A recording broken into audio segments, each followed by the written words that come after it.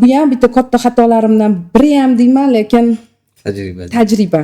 O'sha aytganimdek, birinchi o'sha pullarimni boshida uni ko'pchilik bilishadi, $2000 sarmoya kiritganman 22 yoshimda, 23 yoshimda yiqqan pullarimga, xo'jayinim bergan pullari, kelgan tug'ilgan pullarda, berganman-da, kelgan akam o'rtoqlariga berib qo'yganman, o'shani ko'paytirib bering deganman.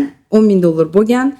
Ochko'zlik qilganman, pulimni qaytarib berganda, agar yana qo'shmoqchi bo'lsangiz ayting, bo'lmasa men $10,000 oling deb, keyin yo'q turaversin deb berib, keyin u bir haftadan keyin piramida bo'lib chiqqan. U odam keyin qamalib ketgan, $10,000 ham yo'q bo'lgan. Ikkinchisi bu shu 27-28 yoshimda $100,000 yiqqanman. Jamg'arma qilganimdan keyin tushunmagan holda aksiyalarga sarmoya kiritaman deb yaqin bir tanishimizga, amerikalik tanishimizga berganman. Aksiyalarga sarmoya kiritib bering deganman. Chunki bizda umuman O'zbekistonda hali aksiya to'g'risida ma'lumot ham bo'lmagan, informatsiya ham bo'lmagan. Xo'p deyishganda, faqat qarang 2-3 oydan keyin daromad berishni boshlaydi. Shu darajada men aytaman, ilmsiz bo'lganmanki, qachon uni kiradi, qachon foyda beradi, qachon dividend olishini ham bilmaganman-da Hasan aka. Bo'ldi, xo'p bo'ladi deb pulimni shunday olib qo'liga berganman. U pulni olib bilmayman nima qilgan, o'ziga ishlatib yuborgan. Keyin yo'q bo'lgan. U ham pullarim uxlagan $100,000 dan keyin.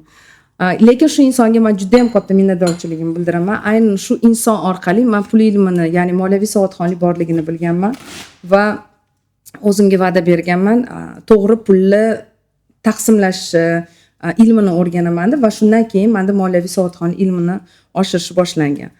Yaqin kunlardan biri o'zingiz ham bilasiz, bu $100,000 bir tanishimizga sarmoya kiritdik. Juda ham Instagramda faol, juda ham mashhur insonlardan biri, dars beradilar. Vaqtida lekin pullarni berardilar. 5 yildan beri birga ishlaganmiz. Hasan aka nima jin urdim men bilmayman. Yo'q, men mashanikman deb chiqdilar-da. Ochiq aytdilar. Ochiqchasiga. Men mashanikman, qamasalaring, bilganlaring qillaring deb. Hamstanigan deb menga chiqishdi. Hasan aka palonchi inson aytib aralashmaganman, o'rtaydi dedi. Yo'q, bu aytmoqchimanki, men o'zim ham shu insonga ishonardim-da, Hasan aka. Men hayron qolganim, pul balkim yaxshi insondir, o'zgartirib yuborgan bo'lishi ham mumkin. Yaxshi, lekin unda zalog olib qo'yganman. Lekin bitta zalogga ham nimasi borki, men moliyaviy savodxonlik kursimda Shohid opa qatliga sarmoya kiritgansiz deb so'rashganida, shu inson maslahat ham bermagan. Shu inson deb aytganman. Shu insonga sarmoya kiritganman deganman.